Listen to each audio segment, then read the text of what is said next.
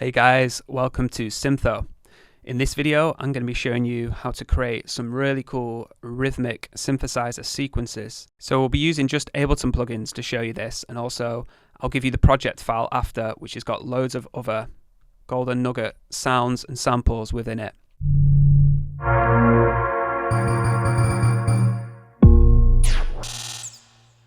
So let's first start by taking a listen to these sort of sounds that I'm talking about.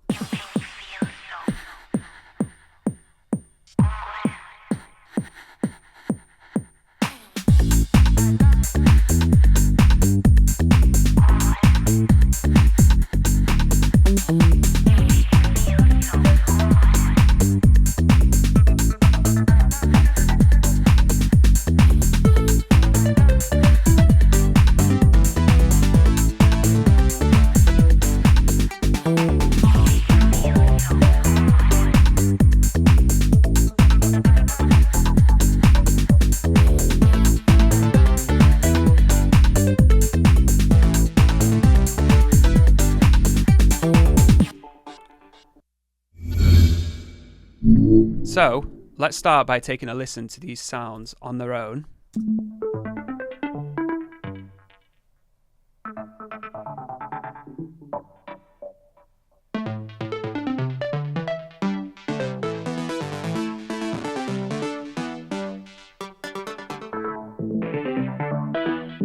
You can hear all the different call and response going on, all the different layers, and how the effects sort of tie everything together, and how much movement there is in these sequences. So there's a lot of different processes going on, all the different kind of steps and layers in the chain. So I'm going to start by taking everything off this group here, and then we'll take off all the effects of this first sequence, and you'll see how the sound builds up to the final product.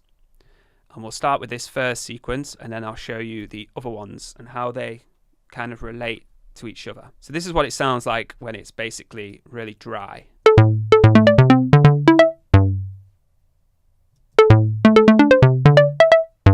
And then obviously the arpeggiator is creating this sound first and foremost by giving it this fast rhythm with the octave jumps and stuff, which I'm going to show you how that works in a minute. So without the arpeggiator on, this is what it sounds like.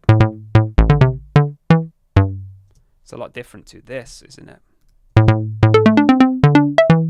So before we put that arpeggiator back on, let's just take a look at the basic sound and how you can create something like this using either operator, analog, but in this case we chose wavetable because I just think it's the most versatile. So this is really simple. We're going to start with the first oscillator here, and we're going to choose a sawtooth. So within the basic shapes here, you've got a sine, you've got a triangle, a sawtooth, and a square, and anything in between. So we can go for something like a clean sawtooth. So around about there works fine. We can then choose a second oscillator, and you can make that a different wave shape if you want to get some different tones in there. But what you want to do is you want to detune this one a little bit. So I've done -5 cents, and that's just going to help make the sound a little bit thicker because it's not at exactly the same pitch as the first oscillator. So then we can move over to the filter. So with this, because it's quite a short plucky sound, we want to reduce the filter quite low. So around 70 or 80 hertz is probably going to be fine. And then we can give it a little bit of resonance here as well, which is just going to make the sound pop out a little bit more, make it a little bit more juicy. So then where is like the kind of edginess coming from the sound? Where's the pop coming from? Well, we can move over to the matrix here, and we can send some of envelope 2 to open up the filter here. So if we didn't have this envelope 2 on, the filter's just going to sound pretty closed. Almost just like a sine wave, obviously. And if we were to open up the filter, obviously we're going to get more frequencies coming through, but it doesn't really have that snappy envelope that we want. So as soon as we start opening up envelope 2 here, we start getting a snappy sound. So you can set that to whatever you want. I've done about halfway, so 50 to 60 is great. So then we need to define how the envelope actually is shaped. So we can do that here using envelope 2. And obviously, like I say, we want to go for quite a short and snappy sound. So you wouldn't want something too long like this. I've chosen 600, as you can see here, because that's going to give us a nice short snappy sound. We can then move over to the amp envelope and make sure that that is quite short and snappy as well. So you can have minus infinite sustain, same as here, 0% sustain, and a nice short decay time. Again, if we had it too long, it wouldn't have that kind of tight rhythmic feel that we want to go for. So really, that is your basic sound there, a very plucky, short, snappy synth sound. So at this point now, we can put our arpeggiator on. Then you want to kind of draw in some sort of nice rhythm, which is obviously in the key of your track. I'm working in A minor here, so I'm using multiple different keys out of the A minor scale. You can see we've got the A here, we've got a D, we've got a C, another D, an E, and then down here a G. And obviously this is related to my bass line as well. If we just take a quick look at my bass line here, you can see that it's essentially, I've copied the bass line pattern so that I'm using the same notes and so that the rhythm is quite similar. And that's how I know that the elements in my track, the musical elements, are going to fit together nicely in terms of the keys that I've used and also in terms of the rhythm. And obviously if you've designed this melody first, then you could copy this over to your bass line and get that to work together nicely. So once you've created a little melody like this and you've turned the arpeggiator on, all of a sudden you get something almost random, like this random sequence. And we've done that by choosing the random style down here on the arpeggiator. So by choosing that, every time that this sequence or melody plays, we get a different set of notes jumping around and essentially a completely different sequence. So then you can define how fast you want it here with the rate. I've chosen 16th because that's going to give us the most fast kind of tech groove. You can set the gate to 95. If you want something a bit more drawn out or shorter, like 50% or lower. Then you can choose steps. I would go something either 2 or 3. You can try 1, but again, it's not going to have as much excitement and as much jumping around the place that we want. 2 is great, but to get that real randomness and that just jumping out the speaker quality, 3 works really nicely. So we've got the basis of the sound there. So really all it's about now, which is quite important, is the effects. So for these sort of sounds, your best friends are echo, reverb, and then some automation on some filters, which I'm going to show you. So to start with, you can just put some echo on the channel itself. And if we play that with our drums, you just start to see how it's all starting to come together. Like so. So, because I've got multiple different sequences here, I've actually put all of these other effects on the group channel itself so that it's going to apply these effects to all of my sounds and glue them all together. And so that I don't have to have loads of different plugins as well on each separate sequence. So to start with, we're just going to clear out some low end. Because you're having these low and high notes, sometimes the bottom end can get quite muddy. So we're just going to clear it out because we don't need it, obviously. Then we can help it groove better by adding a sidechain compressor to the kick. And we can start to make it a little bit more gritty by adding some decapitator or equivalent saturation plugin. Then we can use a chorus or stereo widener, again to make these sequence effect sounds jump out. Then what we can do is, as I said before, we can start introducing some modulation and some movement in there. So I've done that using an auto filter here. You'll see how it sounds in a minute, but the automation that I've done is I've essentially turned the filter on here and then off here. So let's just take a listen to what it's doing and then I'll show you the details.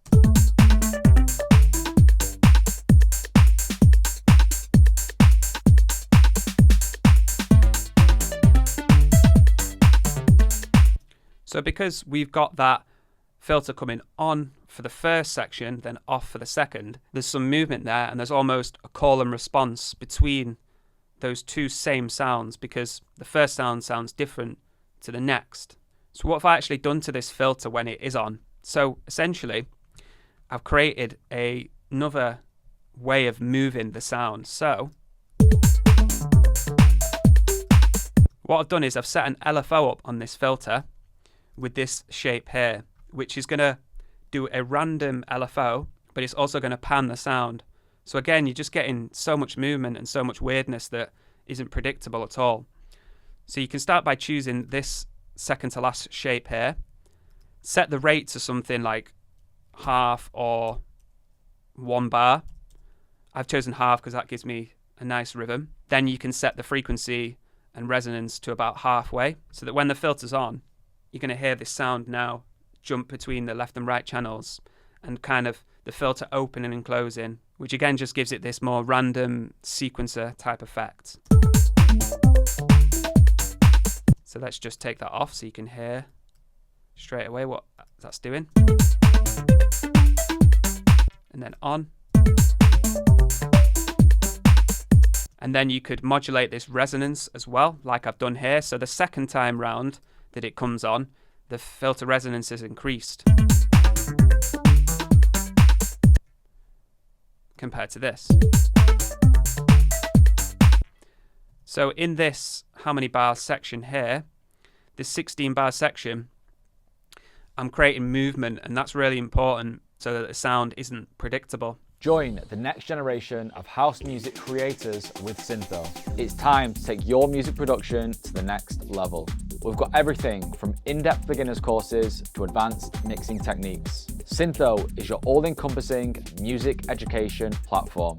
Learn from some of the hottest world-touring DJs. It's your chance to unlock house music secrets from industry professionals. Get one-on-one feedback on your music with SYNTHO's bespoke feedback system. These guys aren't biased in your track. They will tell you what you need and when you need it. Use this to make fully finished tracks to send to labels and artists. It's now time for you to reach for the labels of your dreams. Get access to your favorite artists, tailored learning paths, and learn anytime. Head to our website now and turn your house music dreams into a reality.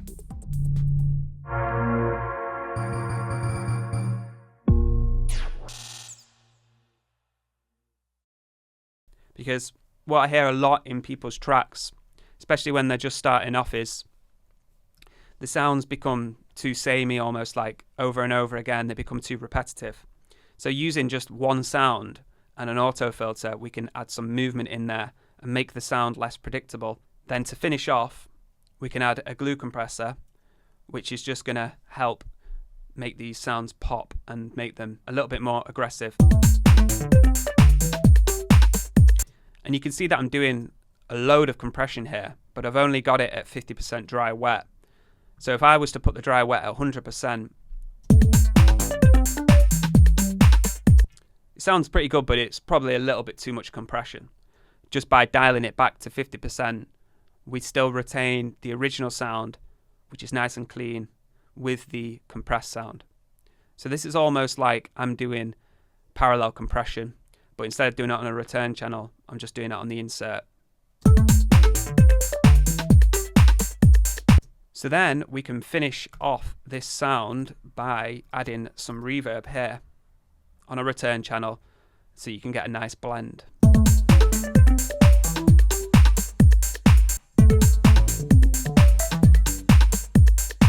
Sounds really cool, right? So then essentially, you're obviously not going to want to just use that one sound. So then using these same methods, you can go on by duplicating the wavetable synth here, that same channel, and creating multiple different variations of it that you can use as responses to this first call. So next up, we've got this sound, and as you can hear, I've varied it slightly. It's got those same group effects on, but the actual synth sound itself and some of the effects on the insert are slightly different, just to give it some variation. So now if we play these two sounds together, One's a call and one's a response.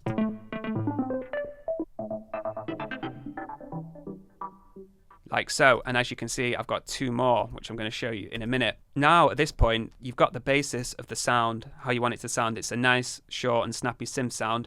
The first thing you can do is just start by changing the oscillators.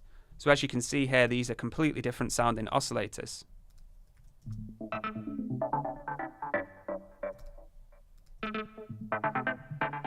They're more noisy and they're a bit more digital, so that is changing the sound straight away. And we can leave the filter at the same if you want, but if you want to make it just that little bit more special, you can also change the filter. But again, it's just the same setup as before. We've added a little bit more of envelope too, and you can even change the envelope shapes if you want. So then you can move over to, again, it's got an echo on it, so you could change that echo slightly. You could do a different time if you wanted to. Or you could keep it the same. But again, it's all going to tie together because it's all got these same group effects here. And then crucially, you can think about how the melody can be different as well. So if we take a look at this melody here, and then the first melody, we can see that they're basically the same notes, but it's just a different rhythm. So I haven't got as many A's here.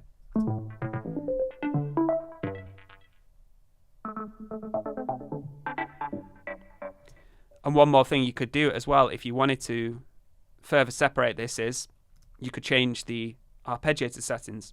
So this time I've gone for 2 steps instead of 3 steps, and I've increased the gate a little bit as well. Again, so that we're just creating a different sound that is going to be like a response to our first sound. So moving on now, you can probably see that there's a pattern developing here where I'm basically duplicating them and then changing them slightly to create even more responses. So we've got a third one here, which is a really short one. And we can see that it's at the end of those 8 bars there.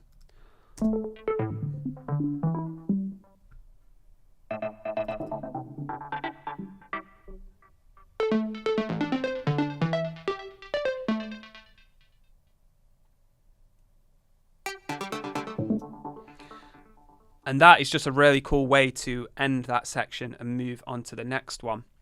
So like I say, I've just followed the same process of slightly tweaking the same wavetable sound by choosing different oscillators here. And what's so cool about wavetable is that you've got so many different oscillators to choose from. And you can just get a lot of different sounds just by changing the oscillators. Then moving on, we've got a fourth one here. This one is now taking it to a bit of a different dimension, and it really is separate from the other sounds. And I've done that by basically, again, using the same sound, but this time what we've done is we've pitched it up by 7 semitones. Now what this is doing is it's making the sound into a fifth, because you have the first oscillator here, which is playing your root note.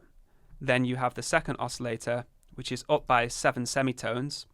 So that means if you think on a keyboard, if you were to play an A note and you were going up 7 semitones, it would go to an E.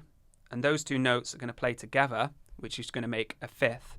And that means that whatever note you play, so if you were to play then a C note, it would play a G as well. And again, that's a fifth. And listen to how much richer it makes the sound. It's almost becoming like a chord. So if I put that to 0 semitones, you can just hear the one note playing, but then we add the fifth.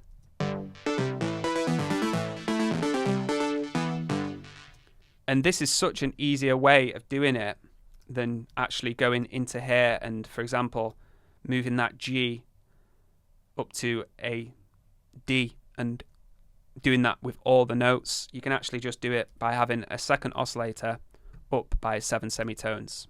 Other than that, it's the same sort of sound here with slightly different oscillators, slightly different filter shapes here, and then a slightly different echo. And of course, a little bit of a different melody as well.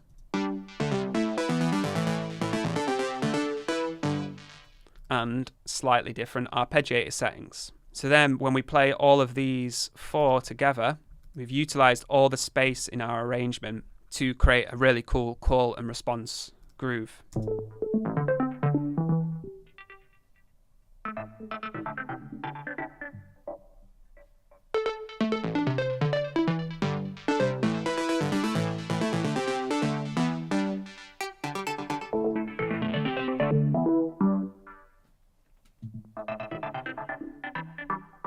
And if we play that again with our drums and perhaps our bass, you can see how thick the track is already and how much potential there is for an arrangement, because you've got so many different sounds that all work together.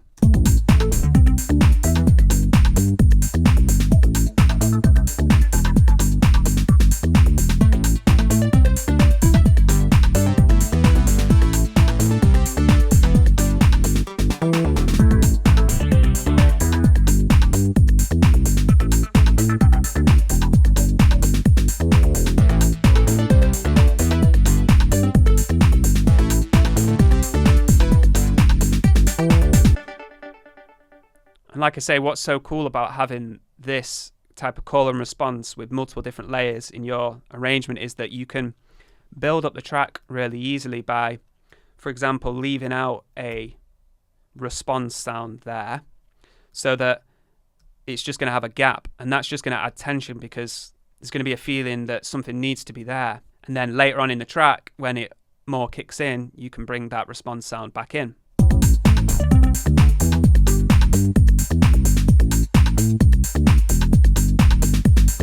So that could be like a build-up section instead of this, which would be a main section.